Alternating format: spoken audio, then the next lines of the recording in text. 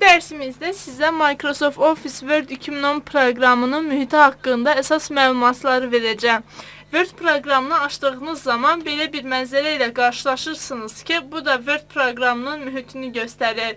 Yuxarıda gördüyünüz əmrlər toplusu lent adlanır ki, lent də özündə əlavə et, səhifə düzəni, istinadlar və F kimi vərəqlərindən, hər bir vərəqdə yerləşən qruplardan, məsələn, şrift abzas qrupu və bu qruplara daxil olan müxtəlif əmrlər toplusundan ibarətdir. Gördüyünüz kimi hal-hazırda məndə lentə daxil olan əmrlər toplusu görünən vəziyyətdədir. Siz istədiyiniz təqdirdə bu əmrlər toplusunu görünməz edə bilərsiniz. Hansı ki, Word proqramı bizə lentin minimallaşdırılması və maksimallaşdırılması funksiyasını təqdim edir. Əgər lenti kiçiltmək istəyirsinizsə, bu işarədən istifadə edərək lentdə yerləşən qruplar və əmrlər toplusunu gizlədə bilərsiniz və yenidən klik etməklə əvvəlki vəziyyətə qayıtmaq mümkündür. Bundan başqa ekranın yuxarı hissəsində gördüyünüz bu əmrlər toplusu cəld müraciət paneli adlanır ki, hansı ki sizə cəld bir zamanda istədiyiniz əmri yerinə yetirmək imkanını yaradır. Cari olaraq cəld müraciət panelində saxla, geriyə və təkrar et klaviaturadan daxil etmə seçimlərində, yəni irəliyə seçimlərindən istifadə etmək imkanı mövcuddur. Bundan başqa digər işarəsini seçməklə cəld müraciət panelini fərdiləşdirə bilərik. Məsələn, mən e-poçt və sürətli çap seçimləri üzərinə klik etdiyim təqdirdə gördüyünüz kimi cəld müraciət panelində bu əmrlərin hər biri aktiv vəziyyətə salınmış oldu. Bundan başqa siz lentə yeni bir vərəq də əlavə edə bilərsiniz. Bunun üçün lentin üzərində klik etdikdən sonra mouse'un sağ düyməsini basaraq lentin fərdiləşdir əmrinə daxil olmaq lazımdır. Və burada yeni tab vərəq seçiminə daxil olaraq yeni bir tab vərəq yaratmış oluruq ki, bu da özündə bir qrup saxlayır və bu qrup yeni qrupdur.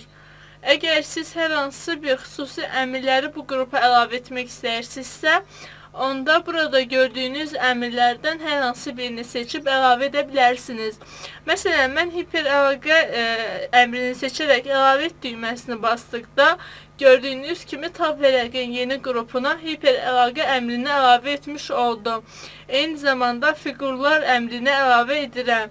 Bundan başqa siz hər hansı bir əmri əlavə etmək üçün sadəcə olaraq mouse'un sol düyməsini basılı saxlamaqla həmin əmri bu qrupa sürüşdürə bilərsiniz. Və artıq yeni qrupuma daxil etmək istədiyim əmrləri daxil etdiyimə görə bu qrupun və tab vərəqin adını dəyişə bilərəm. Tab vərəqin adını dəyişmək üçün tab vərəqin üzərinə klik etdikdən sonra adı dəyişdir əmrini seçmək lazımdır. Və bundan sonra siz tab vərəqə yeni bir ad verə bilərsiniz. Və OK düyməsini basdıqda gördüyünüz kimi tab vərəqin adı dəyişdirilmiş oldu. Eyni zamanda qrupun adını da qrupun üzərində klik etməklə adı dəyişdir seçimini klikləməklə dəyişmək olar. Bundan başqa hər hansı bir əmri silmək istəyirsinizsə, həmin əmrin üzərinə gəldikdən sonra sil seçimini seçməklə həmin əmri bu qrupdan silə bilərsiniz. OK düyməsini basdıqdan sonra gördüyünüz kimi mənim tab vərəqi yaradılmış oldu ki, bu da özündə yeni qrup və daxil etdiyim 3 əmri saxlayır. Bundan başqa Word proqramında xəttkeşin aktiv edilməsi və deaktiv edilməsi seçimləri də mövcuddur ki, bu da ekranın sağ yuxarı hissəsində gördüyünüz xəttkeş əmrinə klik etmək vasitəsilə reallaşdırılır. Və klik etdiyim təqdirdə gördüyünüz kimi xəttkeşi aktiv etmiş oldum ki, xəttkeşdə Word proqramında mətnin düzləndirilməsi funksiyasını yerinə yetirir. Bundan əlavə, siz burada ekranın sağ tərəfində gördüyünüz yuxarı və aşağı seçim hərəkət düyməsi vasitəsilə Word proqramında istənilən yerə hərəkət edə bilərsiniz. Və eyni zamanda fayl vərəqində bir sıra funksiyalar da vardır ki, bunlar arxa ekran pəncərəsi funksiyaları adlanır. Bu funksiyalara misal olaraq yeni, çap, saxla və göndər funksiyalarına misal göstərmək olar. Saxla və göndər funksiyasına baxaq. Burada gördüyünüz kimi siz hər hansı bir web sənədinizi webdə saxlaya bilərsiniz və yaxud da ki PDF formatında digər insanlara e-poçtu yazaraq başqa istifadəçilərə göndərmək mümkündür.